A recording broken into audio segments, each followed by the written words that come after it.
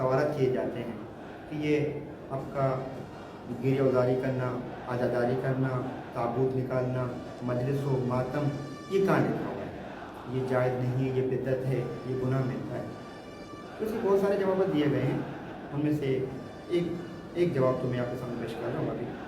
वो ये है कि देखें कि अगर ये कहा जाए कि ये आज़ादारी, मजलिस व मातम, ये हमारे उसूल दीन और उसूल दुन में कहाँ लिखा हुआ है, इसको साबित कीजिए, या यही कहाँ से लिखा हुआ है।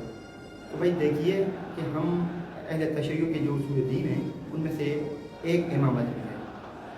तो जब इमामत है तो इमामत के लवाज़िमात में से है, इमामत के तवाबे में से है कि जहाँ इमामत को हम मानते हैं, अब ज़रूरी है कि हम उसी आइमा मासूमीन अलैहिस्सलातु वस्सलाम की याद को ताज़ा करें, उनके रंजो गम में हम रंजो गम करें, उनकी खुशी में हम खुशी करें। ये हमारी लवाज़िमात में से है।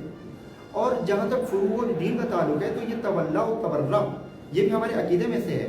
तो तवल्ला व तबर्रा का मतलब ही यही है कि आइमा मासूमीन अलैहिस्सलातु वस्सलाम की खुशी में हम खुश हों, उनके मुहिब्बों से हम मोहब्बत करें, उनके दुश्मनों से हम दुश्मनी करें।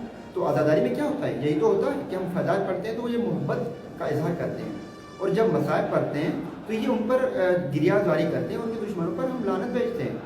अब ये देखा जाए कि ये सवाल किया जाता है कि ये मसाइब, ये आपका रंजो गम होना, ये मातम करना, ये आपका सीना ज़नी या ताबूत वगैरह कहाँ लिखा हुआ है?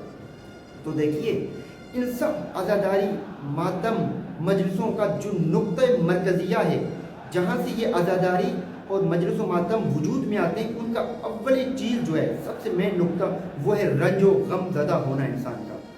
ये जो रंजो गम ज़दा होना है इंसान का, यहाँ से इब्तिदा होती है कि इंसान के तासुरात मुख्तलिफ हो जाते हैं।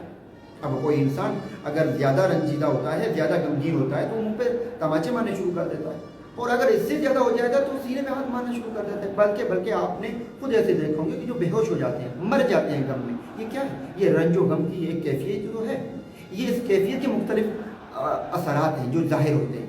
अब ये सवाल देखा जाए कि क्या इस रंजो गम के मुतालिक कोई नहीं आई है? इस्लाम ने इस रंजो गम को मना किया है? इस जवाब देने से पहले हम ये देखेंगे कि ये रंजीदा होना, ये गमज़दा होना, ये देखा जाए कि क्या इंसान के इख्तियार में है ये चीज़, या इंसान के इख्तियार में नहीं है।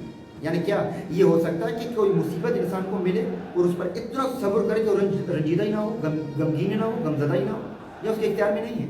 तो ये देखा जाएगा कि ये अगर हमारे इख्तियार में होता तो हम किसी की मैयत पर, किसी की मुसीबत पर ना रोते। लेकिन हम देखते हैं कि मुस्लिम तो दूर की बात, बल्कि गैर मुस्लिम जो दूसरे ममालिक में रहते हैं, उनको भी अगर कोई मुसीबत मिलती है तो वो भी रोते हैं, जिनका इस्लाम से दूर दूर तक कोई ताल्लुक़ नहीं है। तो उसके बावजूद कि उसका इस्लाम से कोई ताल्लुक़ नहीं, फिर भी वो रंजीदा होते हैं, रोते हैं, गमज़दा होते हैं। उसका मतलब ये है कि इसका रंजीदा होने का, गमज़दा होने का ताल्लुक़ किसी मसलब व मज़हब से नहीं है कि ये शिया है या अहले सुन्नत है या देवबंदी वगैरह है, बल्कि ये एक फितरी अमल है कि इंसान रोता है। इस फितरत पर नहीं आ सकती कि उसको रोका जाए कि आप रंजीदा ना हो, गमज़दा ना हो। मिसाल के तौर पर ये फितरी अमल, जैसे मिसाल के तौर पर नींद एक फितरी अमल है। अब इस फितरी अमल पर हम खुद पर काबू नहीं कर सकते कि हम सोई नहीं, भाई हम काबू कर रहे हैं। तो याद रखिए, फितरत पर अगर आप काबू पाना चाहेंगे तो आपके निज़ाम में खलल आ जाएगा। तो इसी तरह इस रंजीदा और गमज़दा होने पर आप अपने आप को काबू नहीं पा सकते। हाँ, एक बात है, वो ये है कि आप इस रंजीदा और गमज़दा होने के मुकदमात को दूर करें। जिस चीज़ों की वजह से आप गमज़दा हो रहे हैं, गमगीन हो रहे हैं, उन चीज़ों को आपसे दूर किया जाए। मसलन आपका एक बहुत अच्छा दोस्त है, उनकी बहुत ही बेदर्दी से उसको कत्ल किया गया, लेकिन अगर उसकी खबर आपको बताई जाएगी तो आप बहुत ही रंजीदा हो जाएंगे, रोएंगे, मारेंगे, पीटेंगे खुद को। लेकिन इसके लिए हम क्या करेंगे? हम आपको उस बंदे की मौत की इत्तला आपको ना दें, तो आपको पता ही नहीं चलेगा, आप खुशगवार ज़िंदगी गुजारेंगे। या हम उसकी मौत का पता तो आपको बताएं, लेकिन इस अंदाज से बताएं कि उसकी मुसीबत कम और उसकी खुशी आपको ज़्यादा बताएं। मतलब ये बताएं कि वो बेचारा मर तो गया है, लेकिन बहुत बागैरत था, बहुत अच्छा था, और वो अभी जन्नत में है, ये खा रहा है, वो खा रहा है। यानी आप एक गम कम बताएं, मुसीबत कम बताएं, आपको खुशी ज़्यादा बताएं, तो फिर भी आपका गमतारी नहीं होगा। यानी दो ही बातें हैं, या तो आपको गमज़दा वो जो चीज़ है वो आपको नहीं बताई जाए, या बताई जाए लेकिन इस अंदाज से बताई जाए कि उसको अच्छा ही ज़्यादा बयान की जाए, उसकी मुसीबत कम बयान की जाए। تو آپ اس پہ غمزدہ نہیں ہوں گے. جب غمزدہ ہی نہیں ہوں گے تو اس پر پھر گریوزاری ہی نہیں کریں گے, ماتم مجلس ہی نہیں ہو پائے گی.